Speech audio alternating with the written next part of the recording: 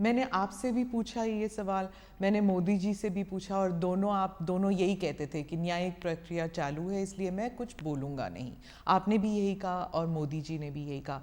19 साल हो गए हैं, तो 19 साल में आप इधर उधर की बातें करते थे, पूरा आप डिटेल में नहीं जाते थे। अब आप क्या बता सकते हैं कि क्या हुआ उन दिनों में? सबसे पहले 19 साल के बाद सुप्रीम कोर्ट की खंडपीठ ने आज जो जजमेंट दिया है, उस जजमेंट से मोदी जी पर लगे हुए सारे गलत आरोप को खारिज कर दिया गया है।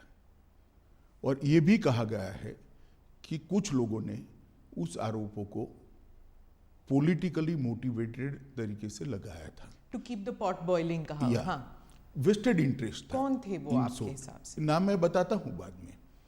और तीसरा, इससे भारतीय जनता पार्टी की सरकार पर जो धब्बा लगा था वो भी धुला है।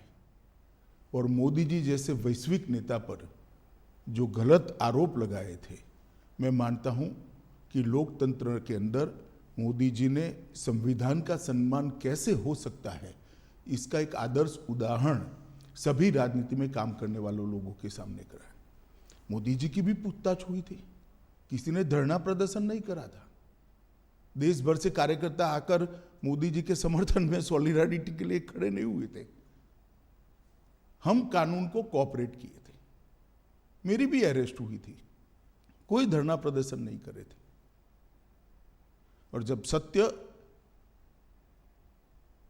इतनी लंबी लड़ाई के बाद बाहर आता है विजयी होकर, तो सोने से भी ज्यादा उसकी चमक होती है।